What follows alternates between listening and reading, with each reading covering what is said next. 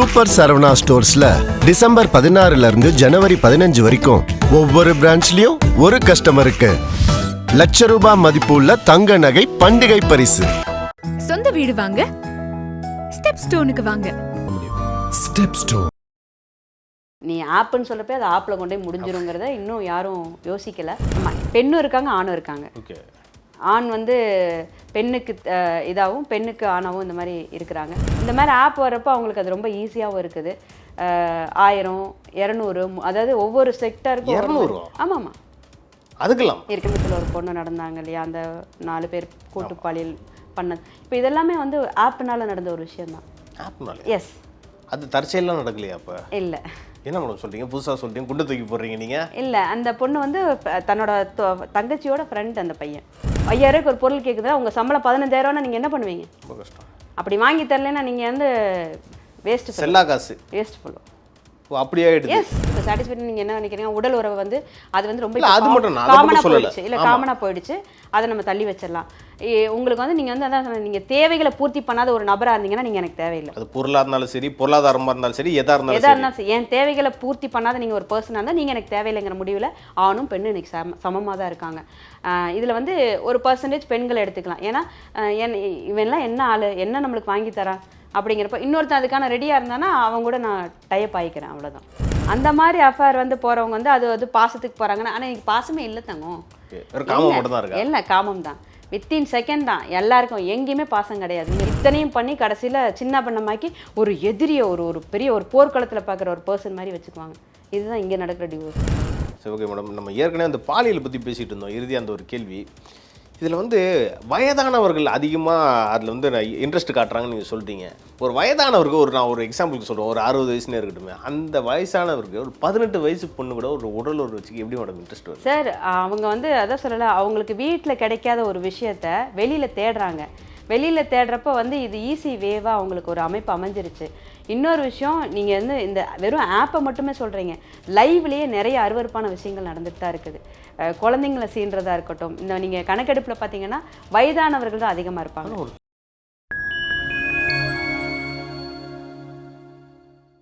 வணக்கம் மேடம். வணக்கம் மேடம். நம்ம இதுக்கு முன்னாடிலாம் பார்த்துருப்போம், அந்த பாலியல் தொழிலில் வந்து பல பேர் ஈடுபட்டிருப்பாங்க, பெண்கள் நிறைய ஈடுபட்டுறதுலாம் நம்ம செய்தியில் பார்த்துருப்போம். சரி, இப்போ வந்து அதெல்லாம் அட்வான்ஸ் ஆகி ஏதோ டிஜிட்டல் ப்ராஸ்டியூஷன்ற மாதிரி போயிட்டுருக்கு. நிறைய ஆப்ஸ்லாம் கூட சொல்லிகிட்டு இருக்காங்க. இது வந்து எப்படி மேடம் செயல்படுது? இதில் வந்து இளைஞர்கள் தான் இதில் வந்து அதிகமாக ஈடுபடுறாங்களா, இல்லை வயதானவர்கள் ஈடுபடுறாங்களா? ஆக்சுவலாக அது இப்போ நீங்கள் சொன்ன மாதிரி பாலியல் அப்படிங்கிற ஒரு விஷயம், விபச்சாரம் அப்படின்னு ஒரு சில விஷயம் இருந்தது. அப்போல்லாம் அது வந்து ரொம்ப ரேராக சில பேர் வந்துட்டு ஐயோ அப்படிங்கிற மாதிரி நம்ம பார்த்துக்கிட்டோம், பேசிக்கிட்டோம். இன்றைக்கி இது எப்படி இருக்குன்னா, டிஜிட்டலில் வந்துட்டு நிறைய ஆப் அதுக்கு பேர் வச்சுருக்காங்க. இந்த ஆப்புக்குள்ளே வாங்க, ரொம்ப சேஃபாக இருப்பீங்க அப்படிங்கிற மாதிரி இருக்காங்க. நீ ஆப்புன்னு சொல்லப்போ அது ஆப்பில் கொண்டே முடிஞ்சிருங்கிறத இன்னும் யாரும் யோசிக்கலை. அதே மாதிரி இந்த மாதிரி வல்காரிட்டி எடுத்துகிட்டு அதான் டிஜிட்டல் விபச்சாரம்னு சொல்லலாம். இதை ரொம்ப ஈஸியாக ஹேண்டில் பண்ணுறாங்கங்க. இது வந்து ஆண் பெண்ணெல்லாம் இல்லை, எனக்கு பணம் வேணும் அப்படிங்கிற மாதிரி மைண்ட் செட்டில் இருக்கிற எல்லாருமே பண்ண ஆரம்பிச்சிட்டாங்க. சர்வசாதாரணமாயிருச்சு. ஆமாம், பெண்ணும் இருக்காங்க ஆணும் இருக்காங்க. ஆண் வந்து பெண்ணுக்கு இதாகவும் பெண்ணுக்கு ஆணாகவும் இந்த மாதிரி இருக்கிறாங்க. இதில் இதை நீங்கள் கேட்டது வந்து பெண்கள் அதிகமாக இருக்கிற இடத்துல ஆண்கள் தவறாக இருக்காங்களான்னு தான் கேட்டிருக்கீங்க. என்ன கேட்டால் இளைஞர்களை வந்து நான் ஒரு 30% சொல்லுவேன். 70% வந்து வயதானவர்கள் ஒரு அதான் 50 அந்த ப்ளஸில் எடுத்துக்கலாம். இதில் எப்படி அப்படின்னா, தன்னோட வீட்டில் கிடைக்காத ஒரு விஷயத்தை எப்படியாவது அதை எடுத்துக்கணும் அப்படின்னு நினைக்கிறாங்க. அது வந்து குழந்தை இந்த மாதிரிலாம் யாரும் பார்க்கறதில்ல. சில இடங்களில் வந்துட்டு பெண்களை வந்து அந்த விஷயத்துக்காக மட்டுமே அவங்களோட பார்வைகள், அவங்களுடைய செயல்கள் எல்லாமே இருக்குது. இந்த மாதிரி ஆப் வர்றப்போ அவங்களுக்கு அது ரொம்ப ஈஸியாகவும் இருக்குது. 1000, 200, அதாவது ஒவ்வொரு செக்டருக்கும். 200? ஆமாம் ஆமாம், அதுக்கெல்லாம் இருக்காங்க.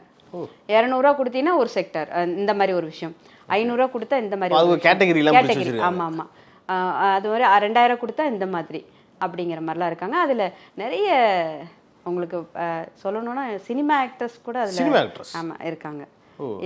அவங்களே அதை ஒத்துக்கிட்டும் செஞ்சுருக்காங்க. ஆமாம், நான் வந்து மணிக்காக பண்ணுறேன், எனக்கு தேவை, நான் பண்ணேன், உனக்கு என்ன அப்படிங்கிற மாதிரி பதில் கூட கொடுத்துருக்காங்க. இல்லை மேடம், நான் என்ன கேட்குறேன்னா, இந்த பண்ணுறதுனால, இந்த மாதிரி தொழில் பண்ணுறதுனால சமுதாயத்துக்கு என்ன கேடு? ஏன்னா அவங்களுக்கு வந்து ஒரு சம்பாதியத்தை அவங்க ஒரு பெர்ஸ்பெக்டிவ்ல பார்க்குறப்போ இது வந்து சமுதாயத்துக்கு என்ன மாதிரி கேடா விளையுது? சமுதாயத்துக்கு எந்த மாதிரி கேடலாம் இல்லை, சமுதாயத்துக்கு முழுக்க கேடு தான். ஏன்னா நீங்கள் ஒரு ஆப்பை கிரியேட் பண்ணுறீங்கல்ல, அப்போ உங்களோட ஒழுங்கு அந்த இடத்துல தெரிஞ்சிடுச்சு. இதை நீங்கள் எப்படி எடுத்துகிட்டு போகிறீங்கன்னா, காசு வேணும்னா இதை பண்ணலாங்கிறதுக்கு நீங்கள் அக்செப்ட் பண்ணி அந்த ஆப்பை கொண்டு வந்துட்டீங்க. இதில் மெம்பர் ஆகிற அளவுக்கு நீங்கள் அந்த ஆப்பை வந்து ஆக்டிவிட்டியில் போடுறப்போ இல்லை இன்றைக்கி இருக்கிற காலேஜ் ஸ்டூடெண்ட்ஸு இப்போது சில தவறுகள் நடந்தது. இப்போ ரீசெண்டாக கோயம்புத்தூரில் ஒரு பொண்ணு நடந்தாங்க இல்லையா, அந்த 4 பேர் கூட்டுப்பாலியல் பண்ணது. இப்போ இதெல்லாமே வந்து ஆப்னால நடந்த ஒரு விஷயம்தான். ஆப்னால? எஸ். அது தற்செயலாம் நடக்கலையா? அப்போ இல்லை. என்ன மேடம் சொல்கிறீங்க, புதுசாக சொல்கிறீங்க, குண்டை தூக்கி போடுறீங்க நீங்கள்? இல்லை, அந்த பொண்ணு வந்து தன்னோட தங்கச்சியோட ஃப்ரெண்ட். அந்த பையன் தெரிஞ்ச பசங்க தான் பண்ணியிருக்காங்களா? இல்லை தெரிஞ்ச பசங்க வந்து வேற. ஓகே. இந்த பொண்ணு கூட போன பொண்ணு வந்து பாய் ஃப்ரெண்ட் இல்லை. ஓகே. அவங்க வந்து அவங்க தங்கச்சியோட ஃப்ரெண்டு. ஆப்பில் ஃப்ரெண்ட் ஆப்பில் பழகி தான் அந்த மாதிரி ஒரு பிரச்சனை கிரியேட் ஆச்சு. அதனால வந்து பார்த்தீங்கன்னா ஆப் அப்படிங்கிறது வந்து எங்கேயோ இருக்கிற ஒரு நபரை வந்து நீங்கள் எப்படி நல்லவன் அதெல்லாம் வேண்டாம், எப்படி ஒரு நம்பிக்கைக்குள்ளே கொண்டு போகிறீங்கிறதா என்னோட கேள்வி. அதே மாதிரி இந்த மாதிரி ஒரு கேட்டகரியில் ஒரு பர்சனல் லைவில் நீங்கள் எடுத்துகிட்டு போகிறப்போ என்ன வேணால் நடக்கலாம் இல்லையா? தவறுகள் நிறைய நடக்கலாம். இப்போ ஃபேஸ்புக்கிலலாம் முன்னாடி இது நிறைய நடந்துட்டு இருந்தது. இப்போ ஃபேஸ்புக்கே வந்து சில இடங்களில் வந்து இப்போ இது மாதிரி இப்போ டைரெக்டாக ஆப் வந்ததுனால இப்போ அதில் கொஞ்சம் குறைஞ்சிருக்குன்னு சொல்லலாம். ரொம்ப ஈஸியாக அக்சஸ் பண்ணுற மாதிரி ஆப் வந்துருச்சு. அதனால வந்துட்டு நான் டைரெக்டாக போட்டு எனக்கு தேவையான பர்சனை நான் காண்டாக்ட் பண்ணுறேன் அப்படிங்கிற மாதிரி ஆயிடுச்சு. இதில் முழுக்க நிறைய பெண்கள் வந்துட்டு இந்த அதான் ஈஸியாக காசு வேணும்னு நினைக்கிறாங்க, ஈஸியாக மொபைல் வீட்டில் வந்து சில ரெஸ்ட்ரிக்ஷனோட தான் குழந்தைங்க பொண்களை வளர்த்த வேண்டிய சூழல் இருக்குது. அப்படி இருக்கிறப்போ மொபைல் இப்போ வாங்கி தர மாட்டேம்பாங்க. அப்போ எனக்கு மொபைல் வேணும்னா நான் என்ன பண்ணுறது? முன்னாடியெல்லாம் பார்ட் டைம் ஜாப் போவாங்க, இப்போ வந்து பார்ட் டைம் ஜாப்பாக இந்த மாதிரி பண்ணுறாங்க. இது மாதிரி பண்ணுறாங்க. ஏன்னா இதெல்லாம் வந்து யாரோ ஒரு 100ல் ஒரு 2 பேரோ 3 பேரோ பண்ணிட்டு இருக்க இடத்துல இதெல்லாம் வந்து ரொம்ப சர்வசாதாரணம் ஆயிடுச்சு. இதுக்கு வந்து நான் என்ன நினைக்கிறேன் அப்படின்னா, முழுக்க ரொம்ப உன்னிப்பாக சட்டங்கள் ரொம்ப கடுமையாக இருக்கணும். இன்னொன்று நம்ம அரசாங்கம் வந்து இதுக்கு ரொம்ப ஒரு விஷயத்தை கேதர் பண்ணி இந்த மாதிரிலாம் நடக்காத அளவுக்கு இந்த மாதிரி ஒரு ஆப் வருது அப்படின்னா இதை பற்றி தெரிஞ்சாலே அதுக்கு என்னென்ன அடுத்த நடவடிக்கை எடுக்கணும். ஏன்னா எல்லா குழந்தைங்களும் அதில் இன்வால்வ் ஆகுறாங்க. நான் ஈஸியாக இதை போய் பார்த்துட்டு வரலான்னு நினைக்கிறவங்க எத்தனையோ பேர் இருப்பாங்க. உள்ளே போகலாம், என்ன நடக்குதுன்னு. கவர்மெண்ட் சைட்லேருந்து போதிய அவேர்னஸ் இல்லைன்றீங்களா? அவேர்னஸ்ன்னு கூட அது சொல்லக்கூடாது சார். எனக்கு தேவை அதுக்கு தீர்வு தான். அவேர்னஸே வேண்டாம். இல்லை, நான் கவர்மெண்ட்டை விட்டுருங்க மேடம், கவர்மெண்ட்டே விட்டுருங்க. இந்த விஷயத்தில் பெற்றோர்களுக்கு தானே மேடம் கடமை இருக்கணும். அவங்க வந்து பெற்றோர்கள் வந்து என்னங்க பண்ணுவாங்க, சம்பாரிச்சு பிள்ளைங்களை படிக்க வைப்பாங்க. தான் பிள்ளை நல்லா இருக்கணும்னு நினச்சிட்டு அவங்க உசுரை கொடுத்து வேலை பார்த்துட்டு பொழப்புத்தனம் பண்ணிட்டு இருக்கிறவங்க எந்த அளவுக்கு தான் நம்பிக்கை குழந்தை மேலே வைப்பாங்க மேடம்? இல்லை, இப்போ வந்து நம்மளையும் தான் ஒரு குழந்தை இப்போ நான் எடுத்துக்கோங்க. இப்போ நான்லாம் 90s ஜென்ரேஷன் இருக்கணும். எங்கள் கூட படித்த பெண்கள்லாம் பார்த்தீங்கன்னா என் கூட படிக்க வருவாங்க, போவாங்க, வீட்டுக்கு போவாங்க, அவ்வளவுதான் இருக்கு. எனக்கு நீங்க 90s நான் 80s நம்மள அப்படிதான் இருந்தோம். இன்னைக்கு அப்படி இல்ல. இன்னைக்கு அது எப்படி இருக்குன்னு நான் கேக்குறேன். இன்னைக்கு அப்படி இல்ல. ஏன் அப்படின்னா பயப்பட வேண்டி இருக்கு. ஏன்னா குழந்தைங்க மத்தியில தான் நிறைய நடக்குது. போனை கையில வச்சிருக்காங்க. பிரைவசி அப்படிங்கிற ஒரு கேட்டகரிக்குள்ள போயிட்டாங்க. அன்னைக்கு வந்து ஒரு ஹால் ஒரு கிச்சன்ல தான் வாழ்ந்தோம். இன்னைக்கு பெட்ரூம் தனியா, லிவிங் ரூம் தனியா, எல்லா ரூமும் தனித்தனியா நம்ம வீடு பார்த்து கொடுக்க வேண்டியிருக்கு. இப்ப பிள்ளைங்களுக்கு அப்படி நம்ம பண்ண முடியலன்னா ஏன் பெத்தேன்னு கேக்குதுங்க பிள்ளைங்க. குடும்ப சூழலாம் பார்க்குற பிள்ளைங்க இன்னைக்கு கிடையாது. அது ஏன் அந்த மென்டாலிட்டி எப்படி மாறுச்சு? அந்த மென்டாலிட்டினா 10 பேரோட நானும் வாழ்றேன்ல. இன்னொரு பொண்ணு வந்து எங்கள் வீட்டில் நாங்கள் எப்படி இருப்போம்னா நாங்களும் இப்படி இருப்போம். உங்களுக்கு புரியுதா? இன்னொரு பொண்ணு நான் நல்லா இருக்கிறேன்னா அப்போ இந்த பிள்ளை எனக்கு எக்ஸ்பெக்டேஷன் பண்ணுது. அவங்க வீட்டில் அப்படி இருக்காங்க, எனக்கு நீ இப்படி பண்ணி கொடு. அவங்க வீட்டில் இதை பண்ணுறாங்க, எனக்கு இது பண்ணி கொடு. அந்த பிள்ளை வந்து ஐஃபோன் வச்சிருக்கிறான், எனக்கு சாம்சங்கில் இது வேணும். இந்த மாதிரி வந்துச்சு. இன்னைக்கு சுடிதார் போட்டிருக்கா, அவள் லிப்டிக் போட்டிருக்கிறா, அவள் அதை பண்ணுறா இதை பண்ணுறா. கம்பேரிஷன் அவங்கள மாதிரி வாழணுங்கிற தாட் உள்ள கொண்டு போயிட்டாங்க. அதாவது இன்னொரு சந்திரமுகியா எல்லாருமே வாழ்றாங்க. ஏன்னா நம்ம இப்படி எடுத்துக்கலாமா மேடம்? இப்போ நம்மலாம் வந்து வளர்ற டைம்ல வந்து பார்த்தீங்கன்னா மீடியா எக்ஸ்போஷர் ரொம்ப கம்மி. இப்போ பார்த்தீங்கன்னா பசங்க பிறக்கும் போதே இன்ஸ்டாகிராம்லயோ ஃபேஸ்புக்லயோ ஸ்னாப் சாட்லயோ தான் பிறக்கிறாங்க. ஆமா. ஸோ அது முக்கியமான காரணமா? கண்டிப்பா 100% உண்மை. அதை முழுசா இப்போ வந்து நம்ம வந்து சினிமாட்டிக்கா மாறிட்டோம். நம்மளே நார்மல் பீப்புளே சினிமாட்டிக்கா தான் இருக்கும். யாருமே ரியல் லைஃப்ல இல்லை. என்னன்னா அழகா இப்போ நான் வந்து காலையில் எந்திக்கணும், பெட் காஃபி வரணும்.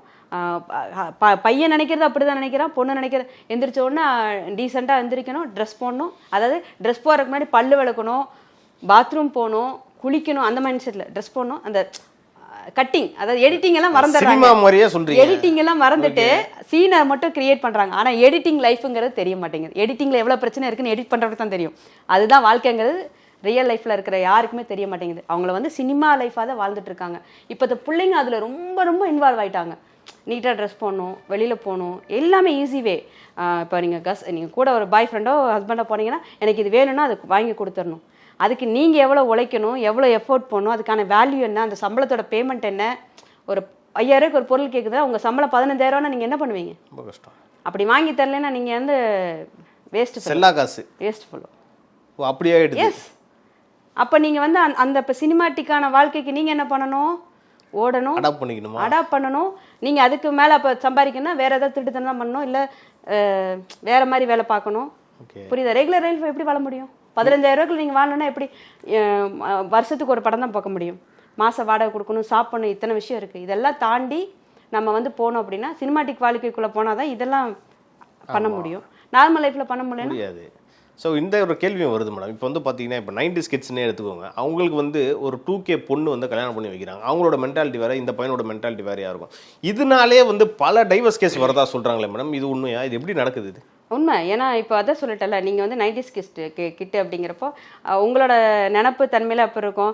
அம்மா அப்பா சுற்றி உறவு முறை, இந்த மாதிரி சொந்த பந்தம், என்னதான் இருந்தாலும் கொஞ்சம் அட்ஜஸ்ட் பண்ணி போய்க்கலாம். ஆமாம், ஒரு சென்டிமெண்ட் இருக்கும். இவங்கெல்லாம் எப்படின்னா ரொம்ப வந்து நார்மலாக வந்துட்டு ரொம்ப எல்லாத்து விஷயத்தையும் ரொம்ப லேசாக எடுத்துக்கிறாங்க, சகஜமாக எடுத்துகிட்டு லேசாக எடுத்துக்கிறாங்க. நான் அப்படித்தான் பேசுவேன், நான் இப்படித்தான் இருப்பேன், இதில் என்ன இருக்குது, இதில் என்ன டிஃப்ரெண்ட் கண்டுபிடிச்சிங்கிறாங்க. ஆனால் நடவடிக்கையான நம்மள அந்த ரியல் லைஃபான வாழ்க்கை என்ன அப்படிங்கிறது யாருக்குமே தெரியல.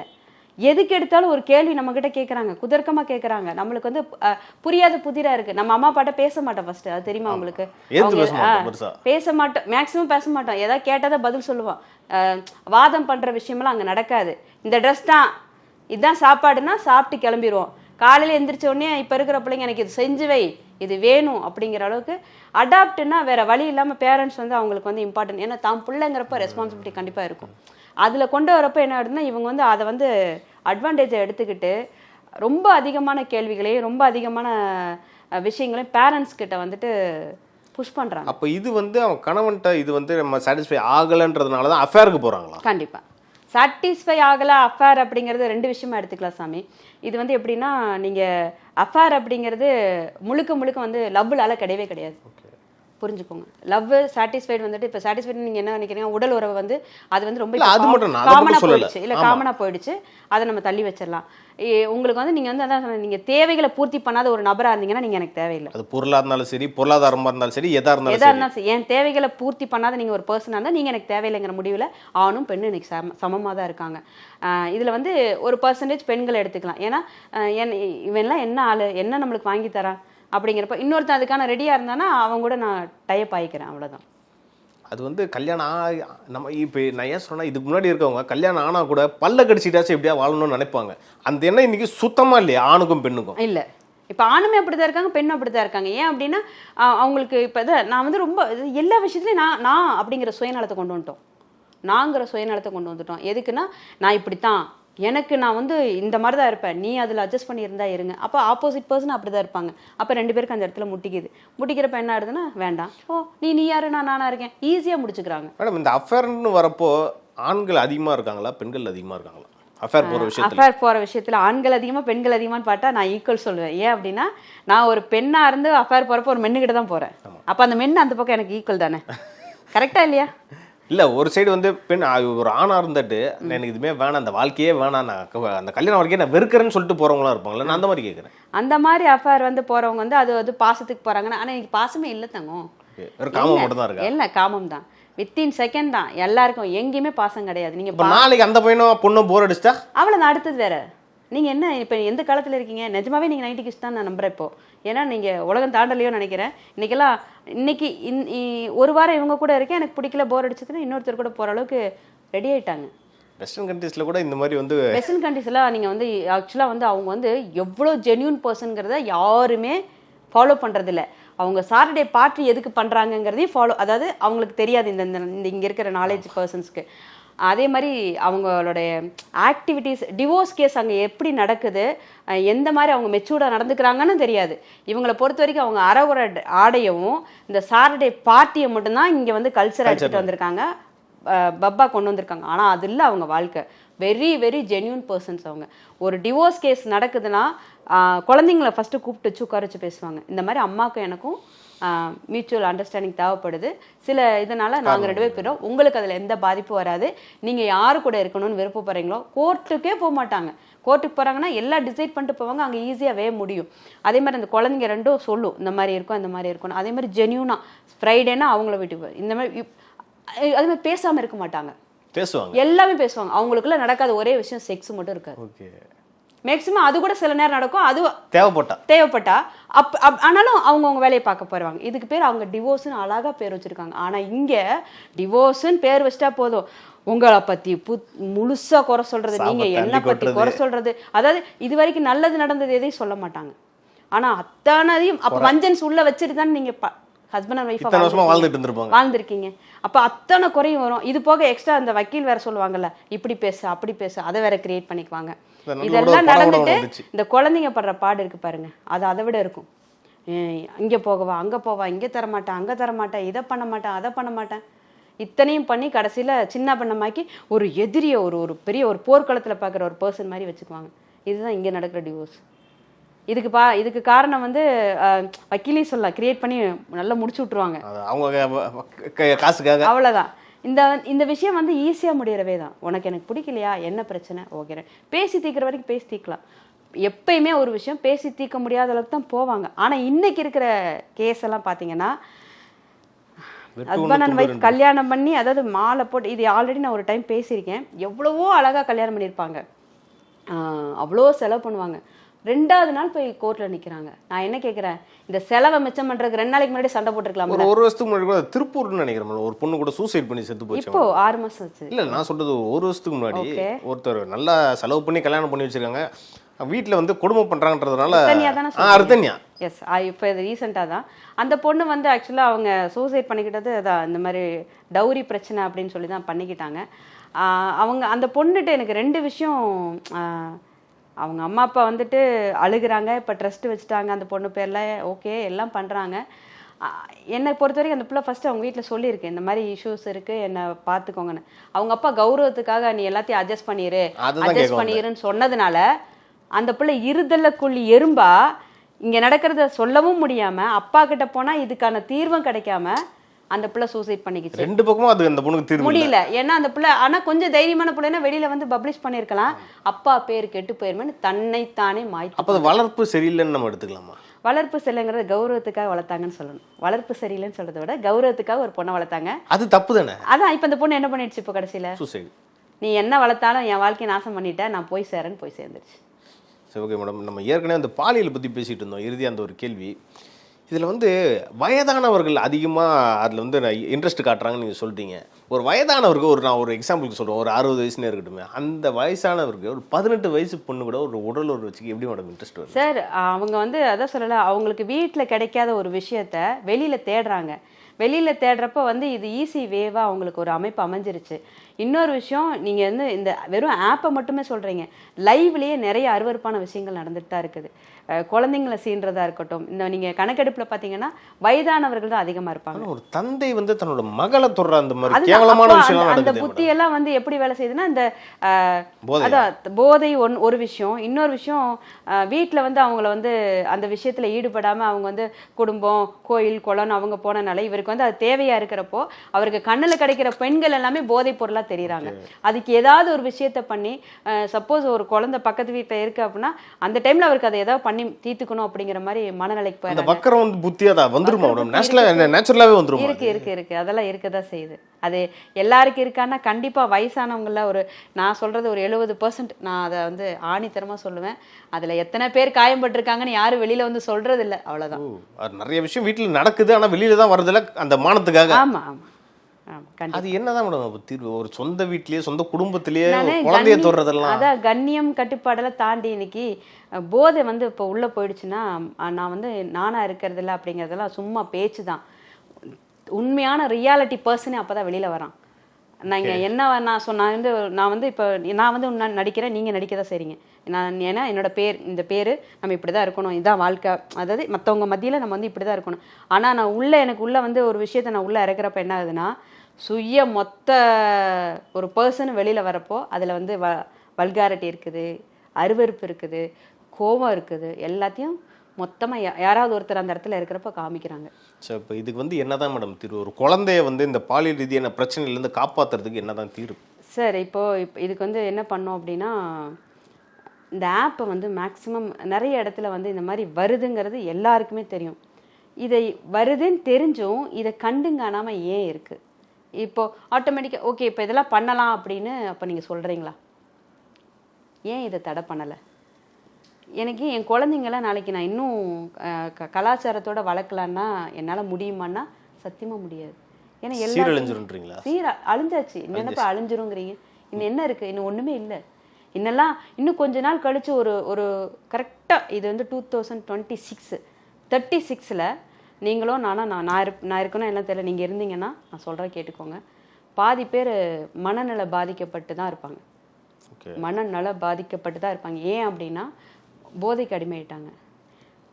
பெண்களை பொறுத்த வரைக்கும் கண்டதெல்லாம் சாப்பிட ஆரம்பிச்சிட்டோம். கண்டதெல்லாம் சாப்பிடக்கூடாதுன்னா கண்டிப்பாக சாப்பிடக்கூடாது. எது நம்மளுக்கு தேவையோ அதை தான் சாப்பிடணும். நைட் 2 மணிக்கு போய் நான் பிரியாணி சாப்பிட்றேங்கிறேன். என் உடம்பு வந்து இன்னைக்கு ஓகே, 35 வயசை தாண்டறது கஷ்டம். இறப்பில் நிறைய பேரை நம்ம வந்து இந்தியாவில் கணக்கெடுக்கலாம். அதே மாதிரி இந்த மாதிரி கஞ்சா போதையில் சீரழிவை நிறைய பேரை கணக்கில் எடுக்கலாம். அதே மாதிரி மனநல பாதிக்கப்பட்டதில் நிறைய பேரை கணக்கெடுக்கலாம். பேசிக்காக இப்போ டிப்ரெஷன் ஒரு புதுசாக ஒரு விஷயம் வந்திருக்கு. நான் டிப்ரெஷனில் இருக்கேன் சர்வசாதாரணமாக பயன்படுத்துகிறாங்க. ஆமாம், டிப்ரெஷன் லிப்டிக் இல்லைன்னா டிப்ரெஷனுங்கிறாங்க. பசங்க வந்து இன்னைக்கு ஒரு ஏதாவது ஒரு விஷயம், சின்ன விஷயம், போங்க ஒரு இன்டர்வியூ போகிறீங்க, வேலை கிடைக்கலன்னா டிப்ரெஷனுங்கிறீங்க.